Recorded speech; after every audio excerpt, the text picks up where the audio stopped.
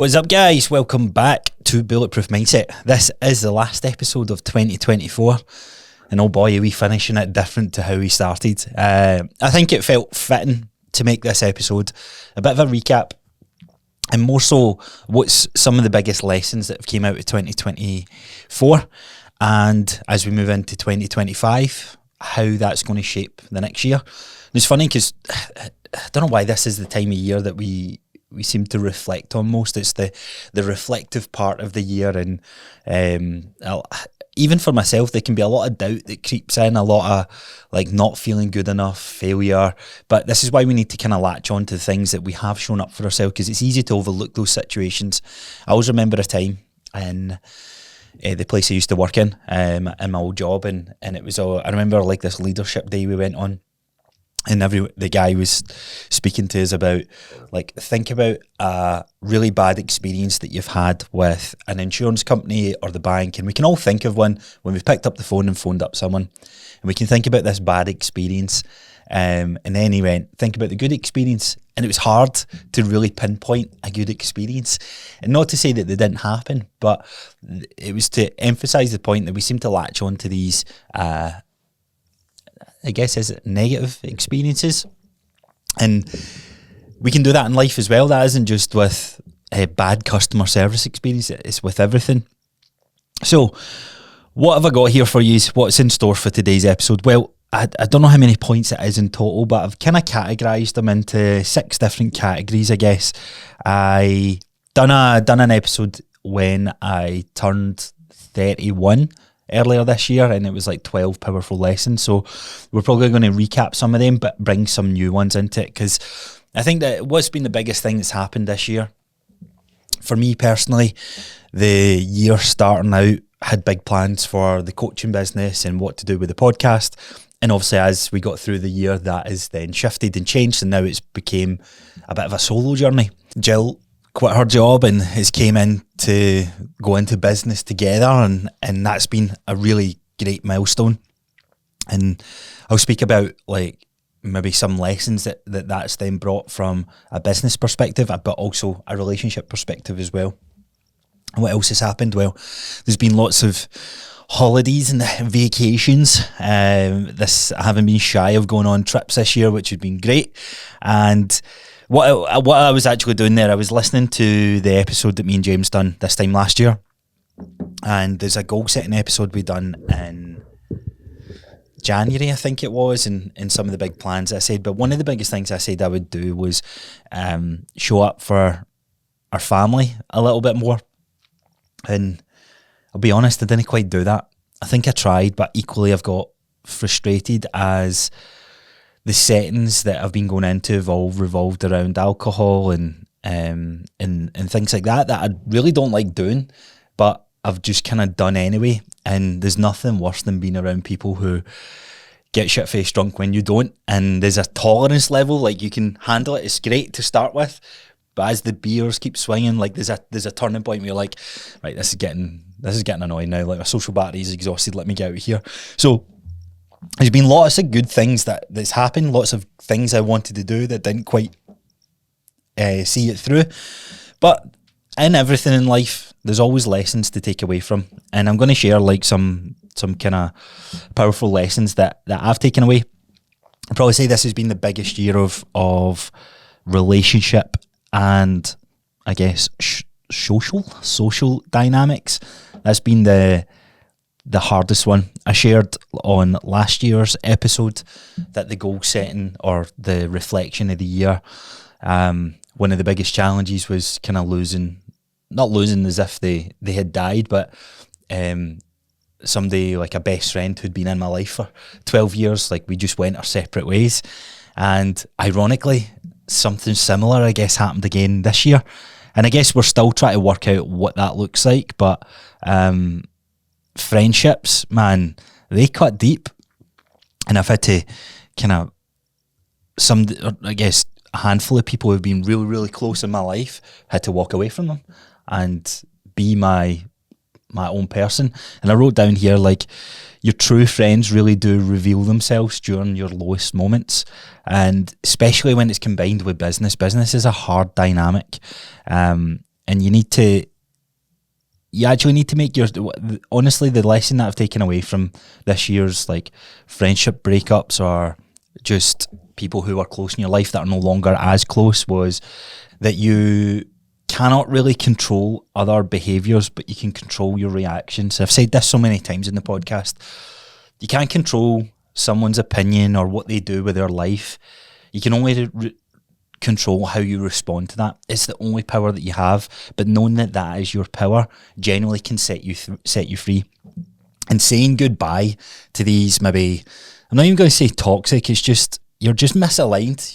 You're keeping that person around you in your life is going to make you more miserable and more negative, and then you get brought into their shitstorm and you start becoming a person that you're not aligned with your own values. But setting them or saying goodbye to them genuinely does set you free.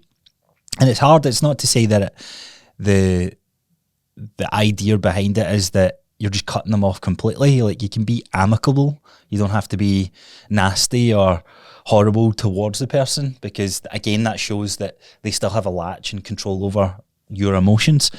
But your true friends don't generally reveal themselves in your lowest moments. And for me, I guess the biggest reflection or biggest lesson that I've learned in this year is no one's going to really be there for you if you're not there for yourself. It's the only thing that you're going to have control over. Like, everyone's going to be selfish in their own way. And man, should it be any other way? I guess not. So why not be selfish for yourself? Like, generally, why not look after yourself? Because if you don't, who will? And it's funny because there's a lot of like comparisons that I draw reflecting on this statement here, and draw it to health and fitness, because a lot of people don't look after themselves for their health and fitness, not because they don't think it's important, but because they put others first. I've got kids, I've got a mum, I've got a dad, I've got family, I've got a husband, I've got a wife, I've got friends. I need to go into these social settings because that's what keeps me happy, or that's what I need to do. But if you keep putting off the thing that matters most, which is yourself, then you won't be able to show up in those situations or circumstances. So don't get emotionally attached. People will change. And this is hard. Like, I'm sure I said this on a previous episode, maybe over 100 episodes ago, that even as solid as mine and Gillian's relationship is, I never see a world where she's not in my life or I'm not in hers, right? But that doesn't mean that it can't happen. And it's so scary to think that she could wake up one day and go, nah, I'm not interested in this anymore. And if, I don't know what I'll do with myself. But I need to take a bit of pride and control and power that regardless if that day had to come, that as shit as it feels, it'll work out and I'll be okay. And equally, so will she. Now, I'm not going to dwell on that point, and it's maybe, you might think, oh, that's a bit harsh thinking that way, but you genuinely need to be that cutthroat with yourself as a human being. You need to put yourself first, and that goes for your ambitions, that goes for your goals, that goes for your career, it goes for your fitness goals, like whatever it is. You need to kind of put yourself first and bring someone along the journey with you. And that's not to say that they need to sacrifice their dreams, their aspirations, their ambitions. It's like you need to be aligned together to support each other with that. And I would imagine that as me and Jillian grow as a couple, then those things will be aligned.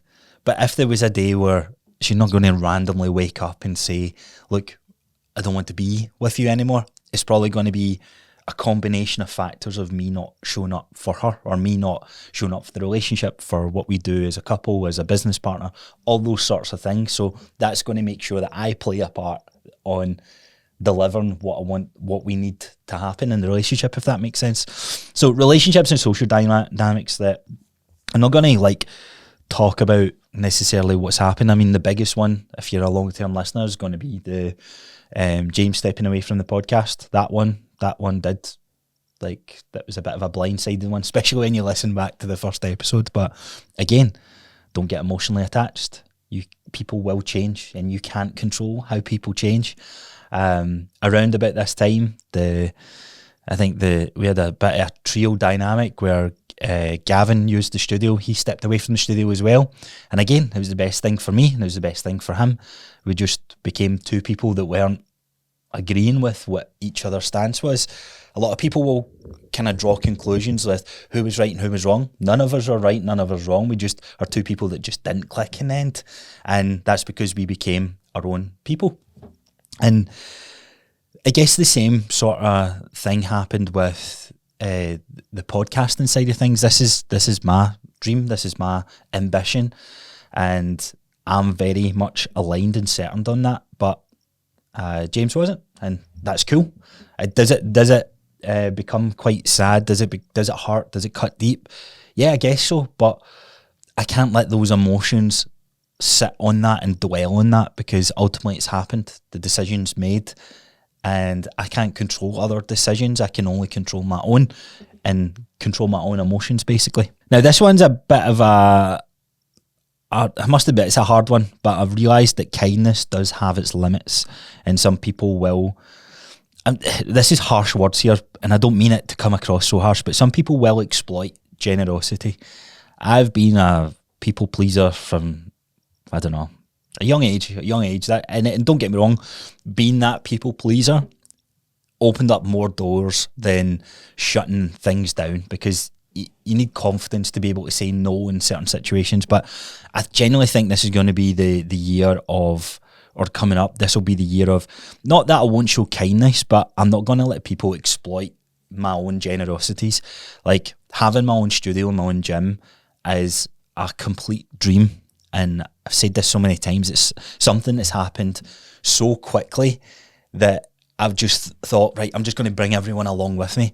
And sadly, like, people will exploit your generosity in that with no return, like genuinely no return.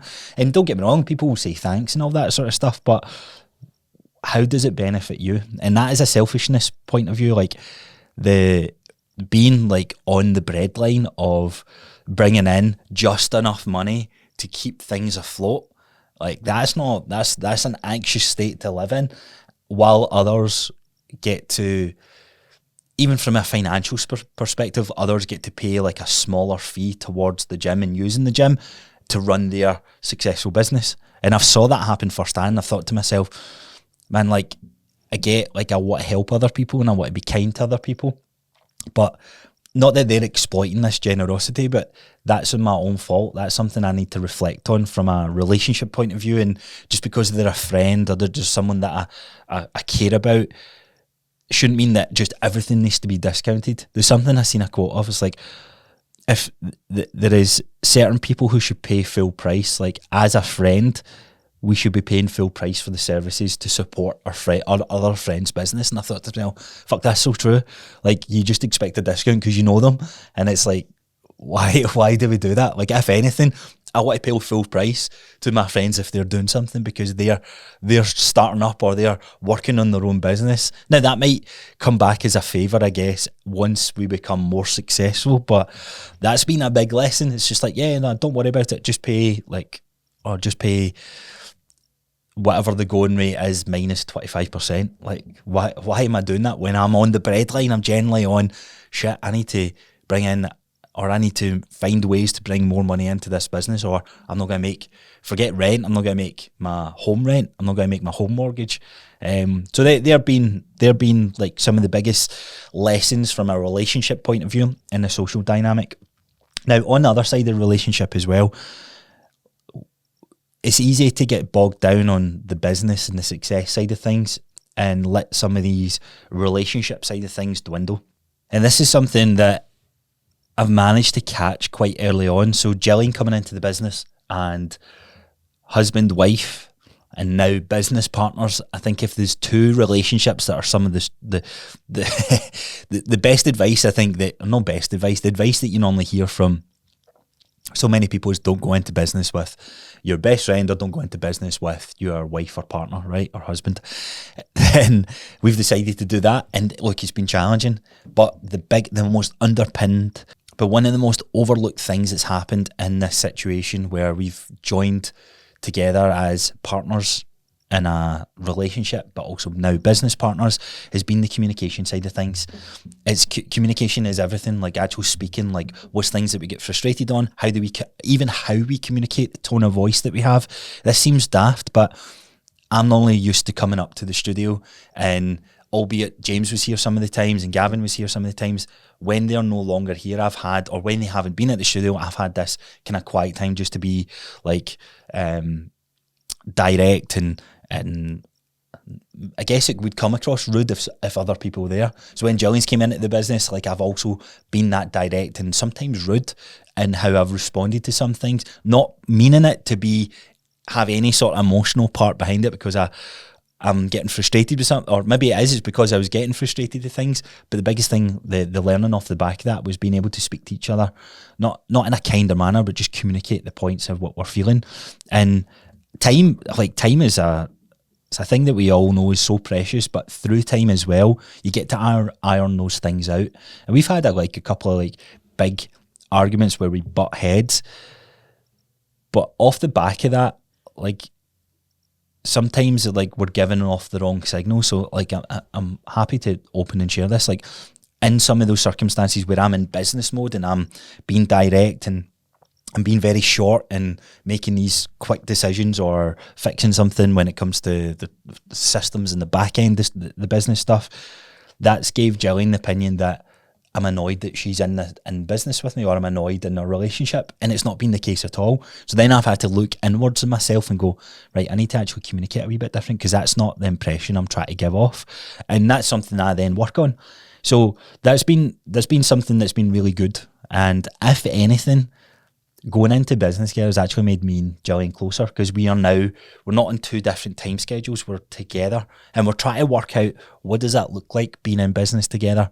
And it's quite interesting. Last week or a couple of days ago, at the point of recording this episode, we sat down, we done our goal setting, which is going to be the next episode, where we look ahead of some things that we want to achieve in the next year. And when you do these exercises, I guess this is another big thing with the reflection. I had a lot of things I wanted to achieve, and I don't think I achieved many of them, but achieved did I? I guess it did. I think that's, again, this negative frame of mind coming in, where it's no, you should have been 110% at all moments of your life, but life, right? You know what I mean? You have a plan until you get scalped in the face, and that's what's happened through this year. The plan for what I wanted to do with the podcast, that then changed in August, where we were building momentum, and then there was a bit of back and forth, and then it just had to change completely. When it came to my coaching, again, that then changed, because different things happened within the studio. So life will change, life will throw you its curveballs, but how you pivot and how quickly you react to the pendulum swing is really what's going to separate you from going into that downward spiral. We want to get into this kind of heightened state where we're right, cool, that's happened, that's changed. It is what it is. Let me now control what we do going forward. Is it still something I want to push?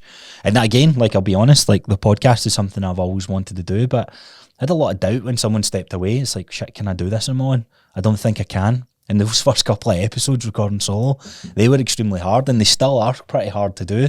The dynamic of having two people on the show is so much better. It's so much easier as well. But just because it's hard doesn't mean I'm going to shy away from it. And that's the thing that we're all faced with in life. When there's something hard, there's an obstacle in our way.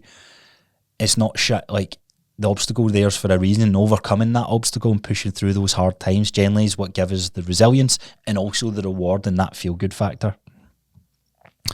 Right, so let's get into some personal growth and self-awareness, because if there's one thing this year has taught me, it's that growth is not comfortable, as I was saying, but it is always worth it. It absolutely is always worth it. I don't think I've kind of quite broken through some big life-changing things, but it feels good when you do. It definitely feels good. So the biggest one for me is that past mistakes and dwelling on things will hold you back. I think this has been the year of procrastination. I've saw my time on social media go up. And I don't know if that's because algorithms on Instagram, YouTube Shorts, YouTube and TikTok are just getting better, and it just keeps you engaged more. But I saw my time go up there, and that's me procrastinating. There's things that I know I need to do, but the fear of the unknown is stopping me from doing that. It generally has. It's but what happens if I do this and I launch it and I fail? Well, You only fail if you give up. It's the same with your health and fitness goals. A lot of these lessons you can compare back to our health and fitness goals, that sometimes we don't do it, or sometimes we don't show up for ourselves because we're scared in case it doesn't work. But it only doesn't work, and we only fail if we give up completely. We need to keep trying and working through the different dynamics of how we achieve that goal. So for me, overthinking ruins everything. There is no perfect plan. The imperfect plan is what's going to get us there. And I need to take that advice more for myself, but it is a realisation and something I've reflected on, that it needs to, I think we're all going to be guilty of it, but the more time you spend thinking about it and less doing, then the more you're just dwelling on the situation. You want to take action, because the more action you take, the more experience you gain. And with the more experience, the more confidence you have on what works and what doesn't. Whereas sitting thinking about it is only going, but that doesn't work because then this happened. How do you know? Like, where's the data? Where's the experience? How do you know that's not going to work if you haven't done it? Or because you watched a YouTube video and someone else telling you? Fuck all that, right? Get experience and take action on the things. And that's something I'm proud that I've done in some areas of my life, and something I'm going to do more of as I go into the year. So, you need to you generally need to learn to be content by yourself, because this one has been a journey, and it's a point that I jokingly say to Gillian all the time. I'm like, I don't really have any close friends anymore, and she's like, but you've got me and all that, and I do, but I say it in a sense of like, there is a bit of pride there, because I'm content being by myself. And this is what I've realised, like, I need to stop looking to others for validation, whether it's like the friendship side of things, or even in a family setting as well, like social media. Like, I've done that quite a lot. Like, I'm posting things to get validation from you guys. Has been epic. The one time, I guess the one thing that I don't seek validation in is these podcasts, which is so weird, but I'll do it in social media posts, I'll do it in stories, I'll do it in relationships, I'll do it in friendships, where I'm trying to get validation from others that I'm a good person, or I'm a good person to be around. But being comfortable, being alone has been a game changer. Like, I can sit on my own thoughts and all that sort of stuff, and I'm content, and I can also sit there with the uncomfortable feeling, because it's taught me my own self-worth is not found within anyone else. It starts within. Right, let's move on to some, I guess, mindset and resilience side of things. In fact, let me see, was there anything else I wanted to say on that category side of things? I don't think so. I think the whole personal growth and self-awareness, if you aren't growing, then if you aren't growing, you are procrastinating. Absolutely. Like, I'll stand by that point. It's weird when we think about personal growth and self-awareness, because generally, like, all this side of things, growth does come when you let go of the past and you push through the obstacle. But sometimes the fear of pushing through those certain things, it generally is there to stop you, but it also shows that you care, right? It shows that there is a higher self-worth of, but I could fail. But if you can overcome that feeling, like, that's where growth comes. And that's when you can let go of the past, and your life becomes a result of your choices, good or bad. Like, how you reframe that is up to you. And this actually leads nicely onto the mindset side of things, that how you choose to reframe any situation is the power within, right? Was it the Spider-Man quote that great power comes with great responsibility? It's your responsibility, and we all have great power within us.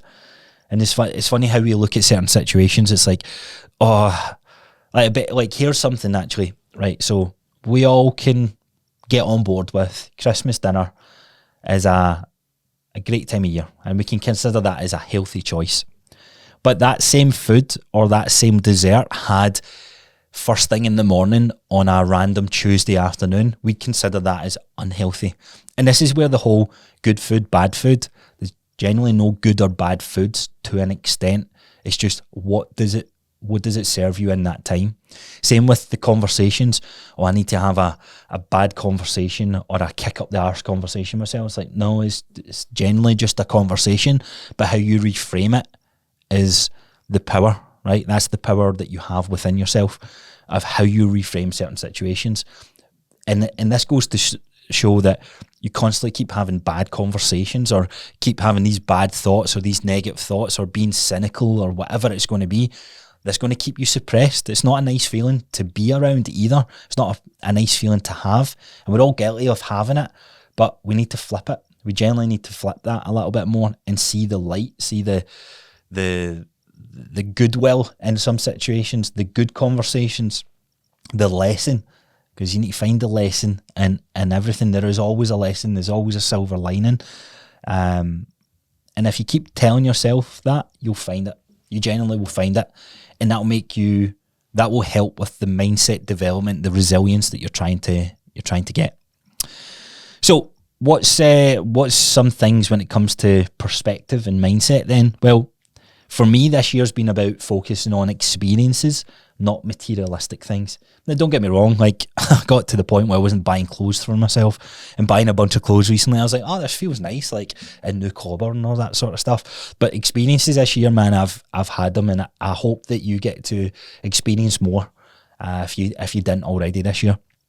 Experiences has been the best things that have added to memories for me. So going away and a lodge that I never thought I would do at Christmas, doing another lodge with some friends and doing downhill mountain biking, signing up to High Rocks with my wife, like getting into that whole world, running in a new country, running to go sightseeing. Like, these are all things that have been so great. Like going to Vegas twice again. Like, did I have necessarily the money to do that? I could have been a bit more reserved and spend it on the business, but I thought, you know what, like, these times where you get the chance to do this only comes around every so often, so why not grab the bull by the horns and go after it? So yeah, so the mindsets and the perspective and the experiences of life, like, it's been a good year of experiencing life, and I hope you found the experiences side of things for yourself as well. Like, being cooped up in the house or only going out and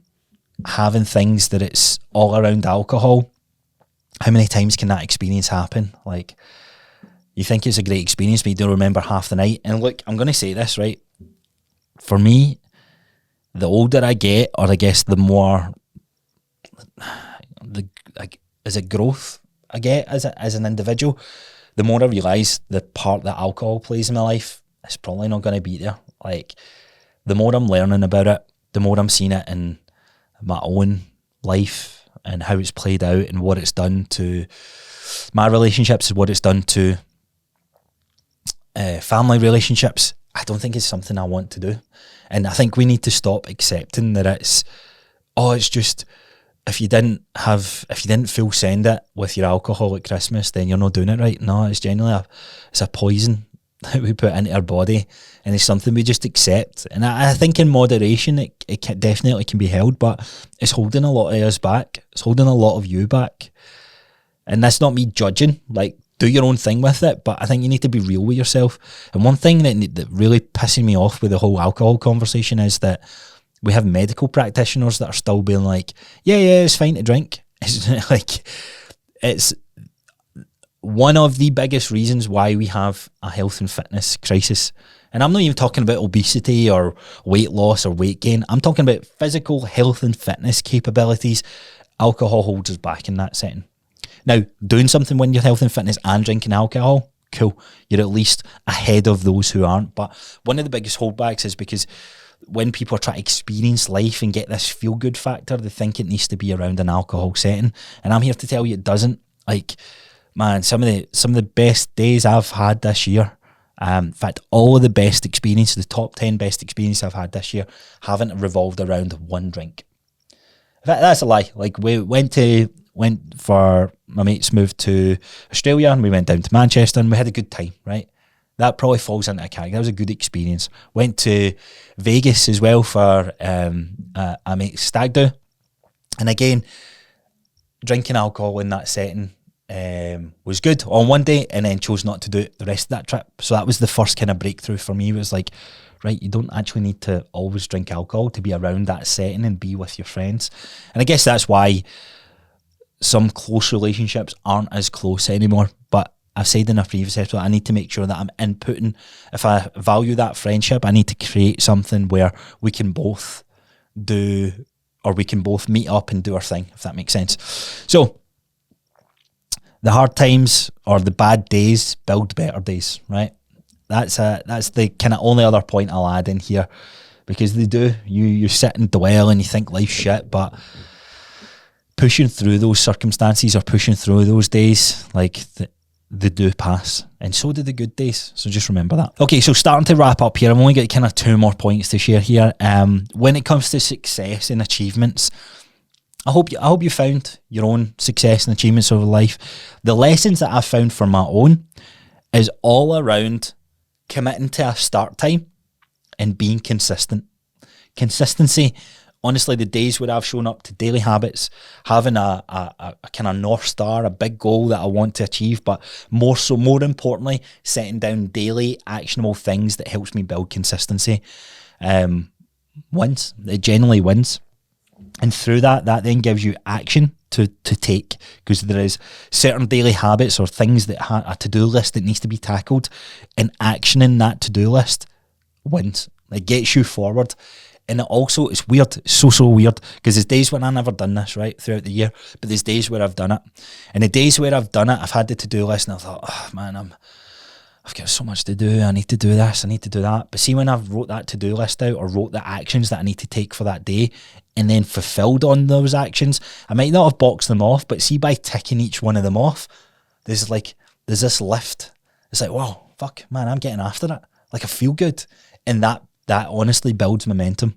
So don't expect overnight results, because that's not necessarily what happens here. There has to be an element of patience, but the consistency and the actions that you take on a day-to-day basis builds that momentum, and you generally will win. You'll gain success. You will achieve stuff, because every day you're showing up for yourself.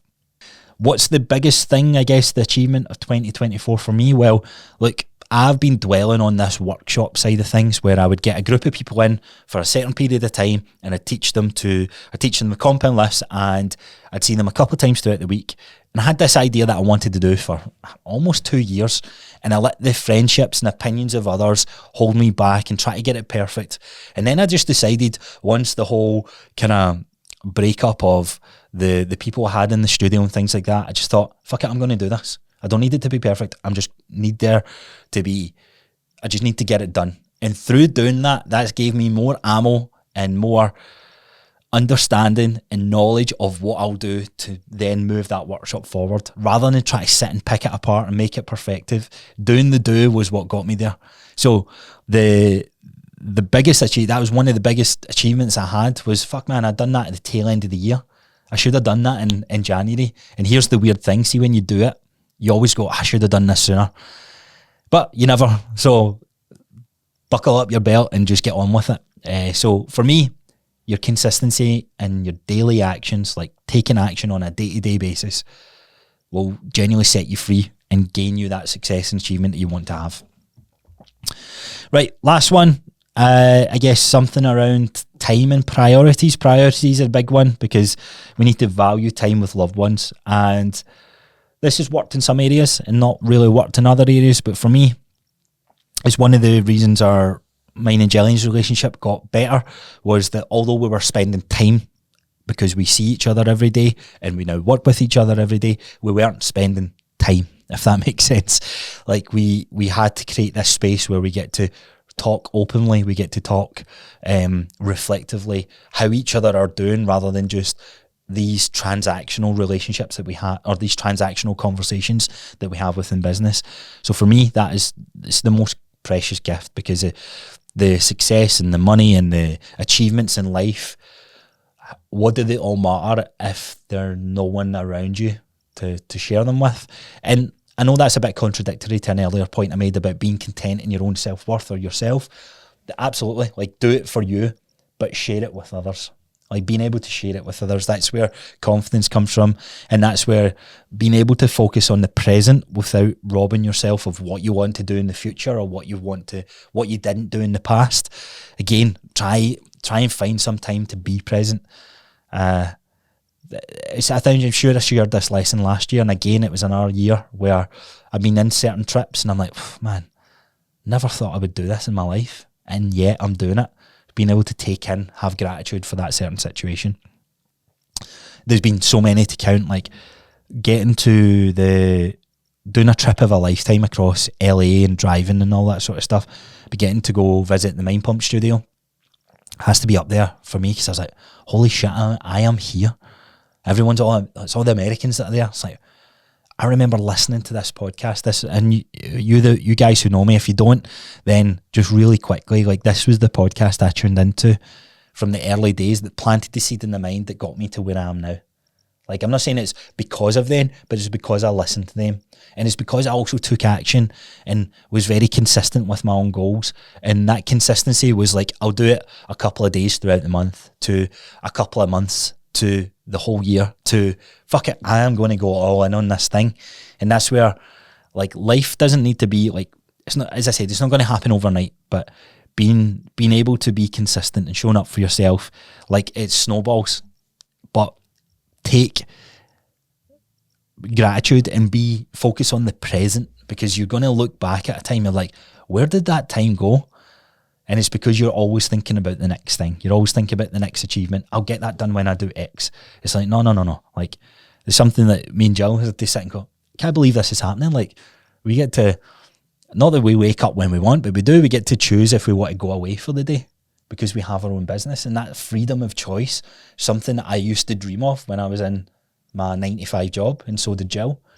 And here we are, but we could easily overlook that factor, because it's like, oh, we need to get clients in, we need to do this, we need to make X amount of money. But it's like, fuck, man, like, this is a freeing part of the job. So they are my biggest takeaways, right? If you recap them into different categories, we got the relationship, we got the gratitude, we got the self-awareness, the self-worth, the resilience, your own growth, all things that makes life what it is. And when you boil it all down, your life is the result of the choices you make and the actions that you do. So growth is a choice. This whole resilience is a choice. Gratitude is a choice. Happiness is a choice, how you reframe the situation. So I hope you've had a great 2024. And if you haven't, find the good in it. Find the silver lining, because there's something there. Doesn't matter how shitty the year you might have found the year, there's going to be lessons within that. And if it hasn't been a great year, then you take comfort and you have the power to change it as we look ahead into 2025. So thank you, I guess, for sticking with me. I know it's been a bit of a roller coaster. I don't know if some of you guys are still stuck around from the previous podcast format, but I just want to say a big thank you, because I wouldn't do this. In fact, no, it's a lie. I would still do this, because I believe I'm very committed to this becoming a go-to podcast for health, fitness, and also entertainment. I have big plans for 2025. I want to get more fascinating minds on the podcast, pick apart their story, and also bring to light, I guess, one thing with the podcast, it's been very disjointed on what I do from a coaching element, and I want to bring that together. I want to kind of have this hand in hand, because I don't even know if half my clients even listen to this, which they should, because it's all reiterating the same message, but I want to share more stories from what you can do to become a healthier, fitter, and stronger individual, and this is all going to be done through this podcast. But I just want to thank you all for tuning in, because I guess that's some validation that I still seek, but it means a lot. The messages, the shares, the ratings, honestly, it goes so far. And words, I can't put together a sentence that sums up how grateful I am to be able to receive that from you guys, but also the privilege that I've got to communicate that to you. So try to think of like a powerful point to finish on, I guess. Regardless of what kind of year you've had, like, you're always stronger than you seem, and you're smarter than you think. So here's to a bulletproof 2025, and have a great new year when it comes.